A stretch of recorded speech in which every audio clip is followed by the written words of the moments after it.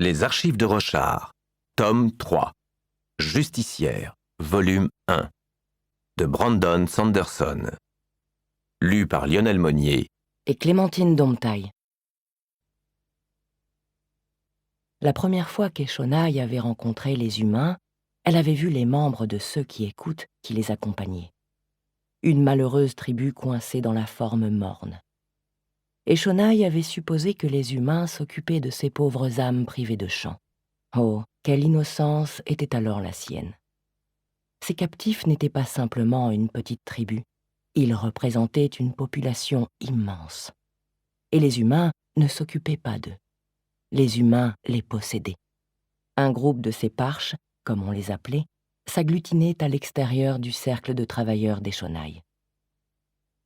« Ils essaient constamment de nous aider », déclara Gitget sur curiosité.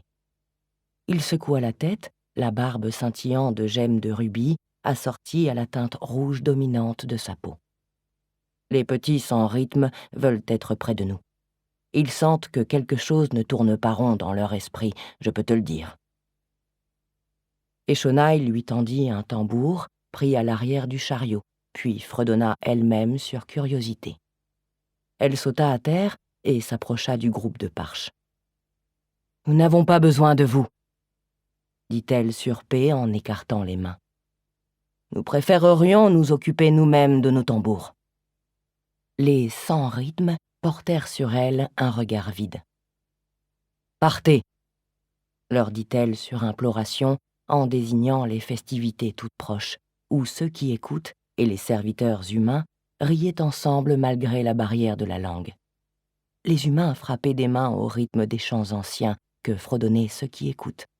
« Amusez-vous !» Quelques-uns se tournèrent vers les chants et penchèrent la tête sur le côté, mais ils ne bougèrent pas. « Ça ne marchera pas !» dit Brianlia sur scepticisme, posant les bras au-dessus d'un tambour proche. Ils ne peuvent tout simplement pas imaginer ce que c'est de vivre. Ce sont des marchandises destinées à être achetées et vendues. Que faire de cette idée? Des esclaves? Clad, l'un des 5, était allé trouver les marchands d'esclaves de Kholinar et avait acheté une personne pour voir si la chose était réellement possible. Il n'avait même pas acheté un parche. Il y avait des alétis à vendre. Apparemment, les parches coûtaient cher et ils étaient considérés comme des esclaves de grande qualité. C'était ce qu'on avait expliqué à ceux qui écoutent, comme s'ils étaient censés en concevoir de la fierté.